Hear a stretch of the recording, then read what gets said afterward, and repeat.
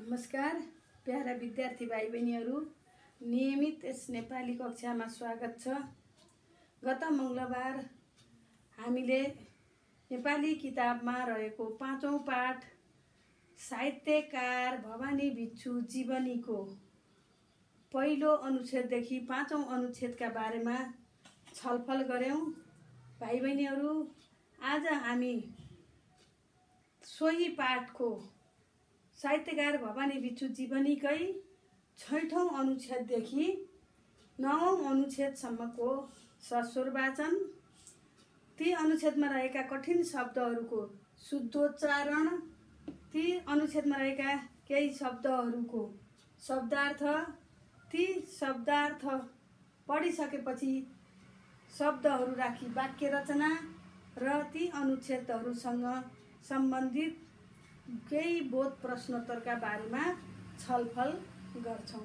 भाइ बहिनीहरू, आफूसँग रहेको नेपाली किताब पाठ 5 साहित्यकार भवानी भिक्षु जीवनीको 6औं अनुच्छेद हेर्नु होला। म 6औं, 7औं, 8औं, 9औं अनुच्छेदको सस्वर वाचन गर्छु र भाइ बहिनीहरूले पनि राम्रोसँग आफूसँग रहेको किताब हेर्न नबिर्सिनु होला। ल भाइ बहिनीहरू, 6औं अनुच्छेद रहेको छ। जस्तो सुकै सङ्कटको अवस्थामा पनि भिक्षुको साहित्यिक प्रतिभा कहिल्यै शिथिल देखिएन। उनी फुर्किएर उत्ताउलो हुने र रोएर दुःख मनाउ गर्ने स्वभावका थिएनन्। भिक्षु सरल जीवन बिताउन चाहन्थे। भावुक व्यक्तित्व भएका भिक्षु सबैसँग मिठो बोल्थे। उनको स्वभाव मिजासिलो थियो। उनी प्रेमपूर्ण भावनामा सधैँ रमाउँथे। उनका सम्पर्कमा आउने व्यक्ति उनको व्यवहारबाट प्रभावित हुन्थे। उनी साथीभाइ भनेपछि हुरुक्क हुन्थे र उनीहरूलाई आफू कहाँ बोलाएर मिठा मिठा कुराहरू सुनाउँथे। मेरो सानो साथीका कथाकार भिक्षुमा केटाकेटीलाई पनि साथी सरह व्यवहार गर्ने विशेषता थियो। भाइ बहिनीहरू, अर्को अनुच्छेद रहेको छ। भिक्षु मुख्य रूपमा नेपाली कविता, उपन्यास र कथा साहित्यका त्रिवेणी हुन्। उनी कवितामा भन्दा उपन्यासमा भन्दा कथामा बढी सफल देखिन्छन्। आफ्ना रचनामा मानिसका सहज बानी बेहोराको चित्र उतारेर उनले नेपाली साहित्यलाई नयाँ बाटो देखाएका छन्। उनको साहित्यिक विशेषता पनि यही हो। उनले आफ्ना कथामा मानिसको मनभित्र गुम्सिएर रहेका इच्छा र आकांक्षाहरूको चित्रण गरेका छन्। भिक्षुका छाया, प्रकाश र परिष्कार कविता सङ्ग्रह प्रकाशित छन्। पाइप नम्बर 2 सुभद्रा बजै र आगत उनका उपन्यास हुन्। गुणकेशरी, मैया साहेब, आवर्त र अवान्तर उनका कथा सङ्ग्रह हुन्। आगत उपन्यासका निम्ति उनलाई साझा पुरस्कार र मदन पुरस्कार प्रदान गरिएको थियो। विक्रम सम्वत 2036 सालको त्रिभुवन प्रज्ञा पुरस्कारले समेत उनलाई सम्मानित गरिएको थियो। उनी तत्कालीन नेपाल राजकीय प्रज्ञा प्रतिष्ठानको स्थापनाकाल विक्रम सम्वत 2014 देखि नै त्यसका सदस्य थिए। विक्रम सम्वत 2028 सालदेखि उनी त्यस संस्थाका आजीवन सदस्यका रूपमा सम्मानित भएका थिए। प्रज्ञा प्रतिष्ठानमा रहँदा उनी साहित्य विभागको संयोजक समेत भएर साहित्यको सेवा गरे। विक्रम सम्वत 2038 साल वैशाख 4 गते फोक्सोको क्यान्सरले परलोक भए। नेपाली साहित्यका एक साधकको अन्त्य हुँदा सबैले नमिठो अनुभव गरे। उनी मरेर गए पनि उनका रचनाले उनलाई अमर बनाएको छ। नेपाली साहित्यको विकासमा अमूल्य योगदान पुर्याउने भिक्षुको सधैँ कदर गर्नु हामी सबैको कर्तव्य हो। भाइ बहिनीहरू, यो भयो सस्वर वाचन। अब हामीले यी 6औं, 7औं, 8औं र 9औं अनुच्छेदमा रहेका केही शब्दहरू मैले यहाँ बोर्डमा टिपिसकेकी छु भाइ बहिनीहरू। शब्द सङ्कट, उच्चारण सङ्कट। शब्द सङ्कट, उच्चारण सङ्कट। त्यस्तै व्यक्तित्व, व्यक्तित्व भाइ बहिनीहरू मैले भनिसकेकी छु धेरैचोटि। केही शब्दहरू उच्चारणमा ब, लेखाइमा व हुन्छ भनेर। व्यक्तित्व उच्चारण ब तर लेखाइमा व। अर्को रहेको छ विशेषता। यसमा पनि उच्चारण ब, लेखाइमा व। त्यसको सही उच्चारण विशेषता, विशेषता। अर्को रहेको छ उपन्यास, उपन्यास उपन्यास। त्यस्तै त्रिवेणी, त्रिवेणी। अर्को रहेको छ आकांक्षा, आकांक्षा। अर्को रहेको छ सम्मानित, उच्चारण सम्मानित। धेरै शब्दहरू पहिला नै आइसकेकाले यहाँ त्यति धेरै शब्दहरू रहेका छैनन्। त्यसैले अब जहिले पनि उच्चारण गर्दा यसरी गरे भने शुद्धसँग उच्चारण गर्न सकिन्छ भाइ बहिनीहरू।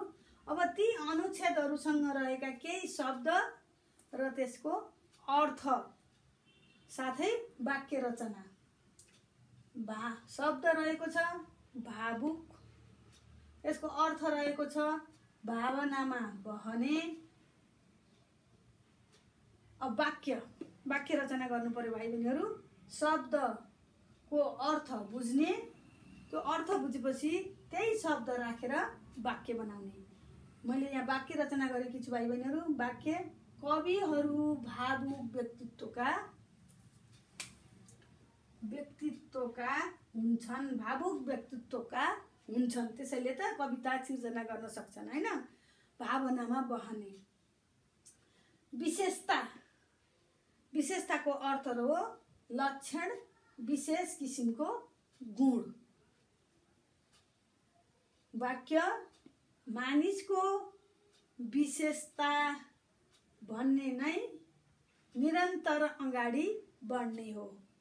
मानिसको विशेषता भनेको के हो त? निरन्तर अगाडि बढ्ने, एकपछि अर्को गर्दै नयाँ नयाँ कुराहरू पत्ता लगाउने, अगाडि बढ्ने काम हो मानिसको विशेषता।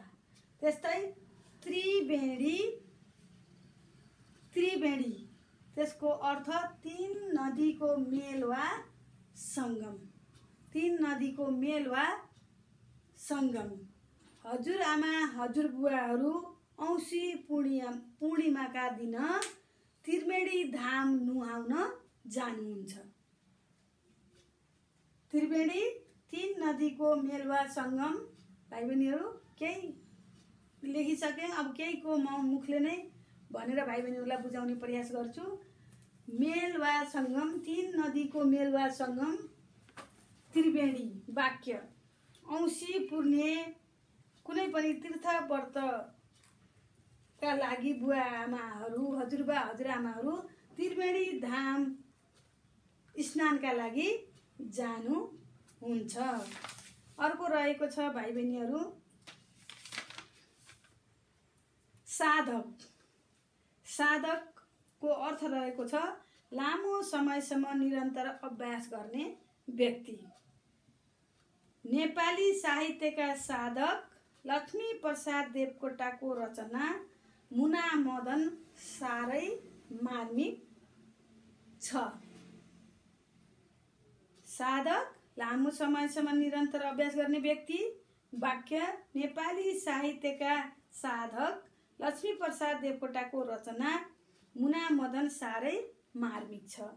अमूल्य, अमूल्य मोलमा बदल्न नसकिने, अमूल्य मोलमा बदल्न नसकिने। अभिभावकको योगदान आफ्ना सन्तानका लागि अमूल्य हुन्छ। अभिभावकको योगदान छोराछोरी वा सन्तानका लागि अमूल्य हुन्छ। बाबुआमाले गर्ने माया हामीले मोल तिरेर पाउँछौँ र पाउँदैनौँ नि, त्यो त अमूल्य हुन्छ, कुनै मोलमा गणना गर्न सकिँदैन। अब भाइ बहिनीहरू यी छैठौँ, सातौँ, 8औँ र 9औँ अनुच्छेदसँग सम्बन्धित केही बोध प्रश्नहरू मैले यहाँ लेख्न जाँदैछु। भाइ बहिनीहरू राम्रोसँग ध्यानले हेर्नु होला।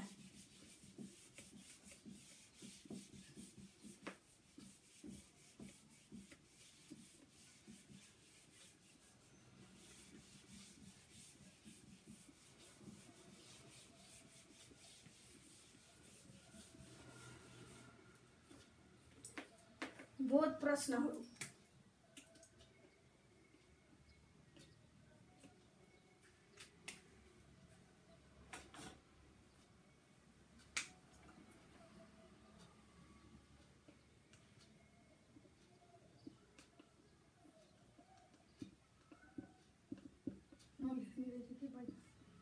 बोध प्रश्नहरू यो मेटाउँदाखेरि चाहिँ